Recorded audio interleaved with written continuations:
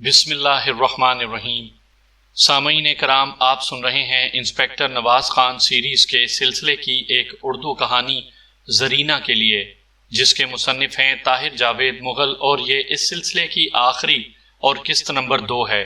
مجھے امید ہے آپ کو میری یہ کاوش پسند آئی ہوگی۔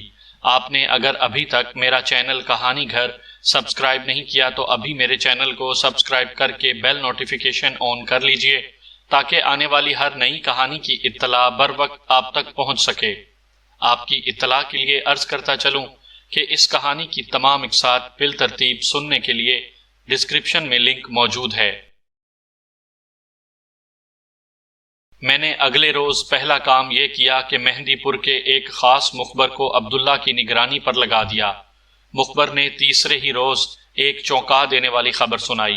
اس نے بتایا کہ سنہرے بالوں والی ایک لڑکی عبداللہ سے ملنے اس کے ڈیرے پر آتی ہے۔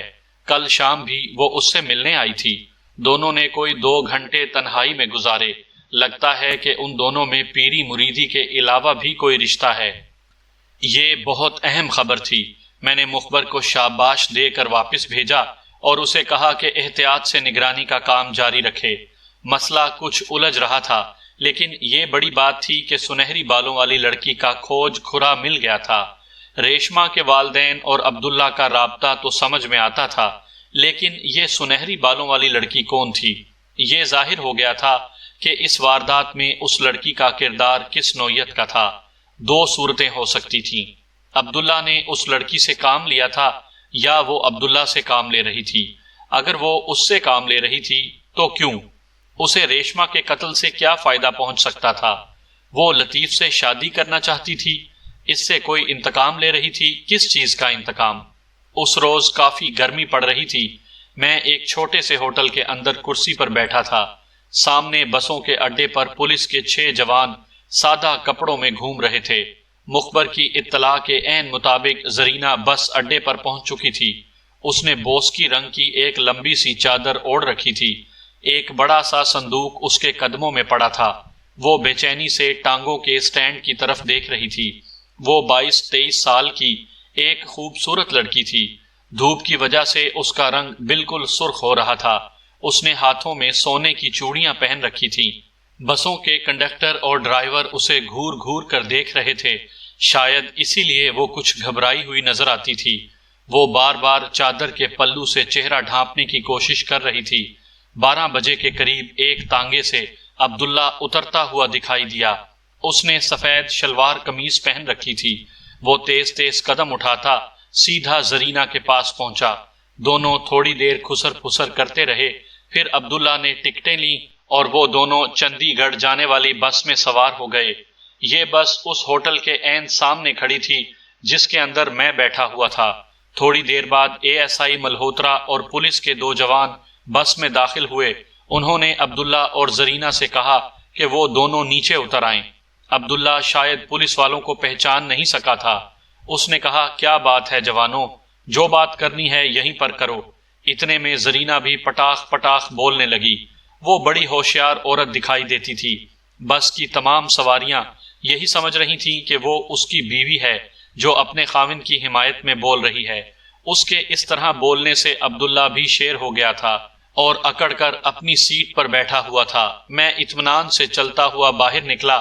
میرا چہرہ دیکھ کر عبداللہ کی سٹی گم ہو گئی۔ زرینہ ابھی تک بولے جا رہی تھی۔ میں نے عبداللہ کو ایک موٹی سی گالی دی اور گردن سے دبوچ کر کہا، اوئے، تجھے تو میں نے کہا تھا مجھے بتائے بغیر گاؤں سے باہر نہ جانا۔ تو کدھر کو جا رہا ہے؟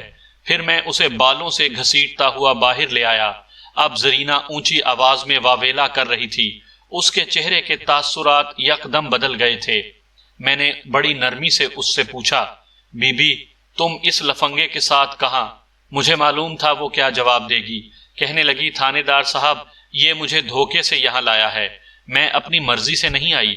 گھبراہٹ میں لوگ ایسی ہی الٹی سیدھی ہانکنے لگتے ہیں۔ میں نے بوٹ کی ٹھوکر عبداللہ کی کمر پر لگا کر کہا، چل ہاں پتر، ذرا تھانے، تیری پیری مریدی میں دیکھتا ہوں۔ زرینہ کو صورتحال اور اپنے بیانوں کی گڑبڑ کا بالکل اندازہ نہیں ہوا تھا۔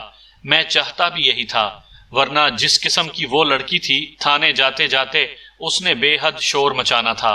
عام سی واردات تھی، لیکن شام سے پہلے پہلے زرینہ اور عبداللہ نے سب کچھ اگل دیا۔ کیس بالکل واضح تھا۔ زرینہ نے اپنے کردار سے عورت کا ایک نہایت گھناؤنا روپ پیش کیا تھا۔ وہ ریشمہ کی رشتہ دار اور نہایت قریبی سہیلی تھی۔ دراصل وہ بھی لطیف سے محبت کرنے لگی تھی، لیکن لطیف صرف ریشمہ کو چاہتا تھا۔ زرینہ حالانکہ ریشمہ سے زیادہ خوبصورت تھی، لیکن ہزار کوشش کے باوجود وہ لطیف کو اپنی جانب مائل نہیں کر سکی۔ وہ لطیف پر جان دیتی تھی اور لطیف ریشمہ کا دیوانہ تھا۔ وہ ایک عرصے تک چپکے رقابت کی آگ میں جلتی رہی۔ بعد میں لطیف ریشمہ کو نکال کر لے گیا۔ یہ زرینہ ہی تھی جس نے سب سے پہلے لطیف کا کھوج لگایا۔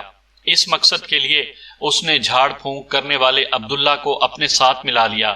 اپنے حسن کی چکا چوند دکھا کر اس نے عبداللہ کو مجبور کیا کہ وہ لطیف اور ریشمہ کا سراغ لگائے۔ جب ان کا سراغ مل گیا تو اس نے ایک نیا کھیل شروع کیا۔ وہ ریشمہ کا گھر برباد کرنے کی نیت لے کر اس کے پاس پہنچی۔ اس نے یوں ظاہر کیا جیسے ان کی ملاقات اتفاقاً ہو گئی ہے۔ ریشمہ نے اس پر یقین کر لیا اور بچپن کی سہیلی سے اپنا تمام دکھ سکھ بیان کیا۔ اس نے زرینہ کو بتایا کہ اس کا خاوند نرینہ اولاد کی شدید خواہش رکھتا ہے۔ اگر اس دفعہ بھی اس کے ہاں لڑکا پیدا نہ ہوا تو لطیف کا رویہ بدل جائے گا اور ان کی گھریلو زندگی تلخ ہو جائے گی۔ زرینہ کے لیے یہ صورتحال نہایت ہی سازگار تھی۔ وہ ریشمہ کو فوراً عبداللہ کے پاس لے گئی۔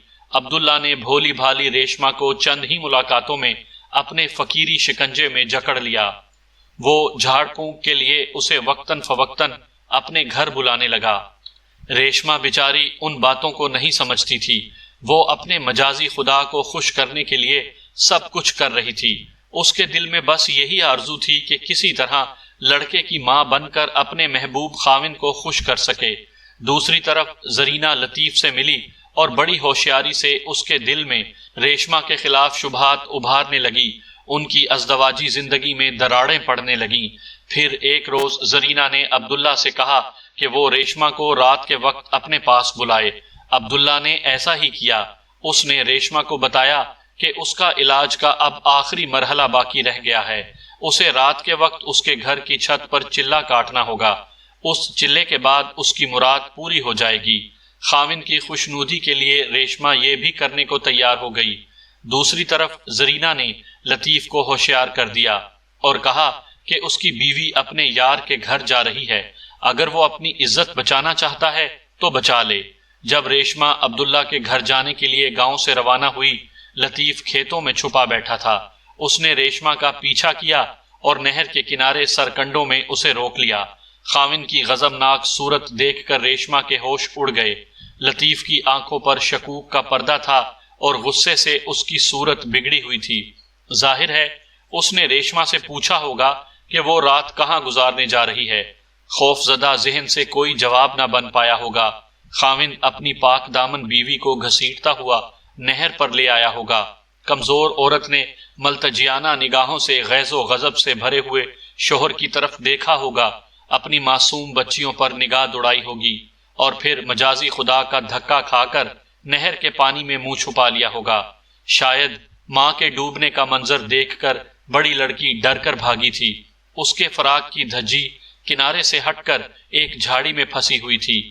غیظ و غضب میں بفرا ہوا باپ معصوم بیٹی کے پیچھے لپکا تھا۔ ہو سکتا ہے وہ سرکنڈوں میں چھپ گئی ہو۔ اس نے اسے وہاں سے پکڑا تھا اور نہر کے کنارے پہنچ کر نہایت سنگ دلی سے دونوں بچیوں کو لہروں کے سپرد کر دیا۔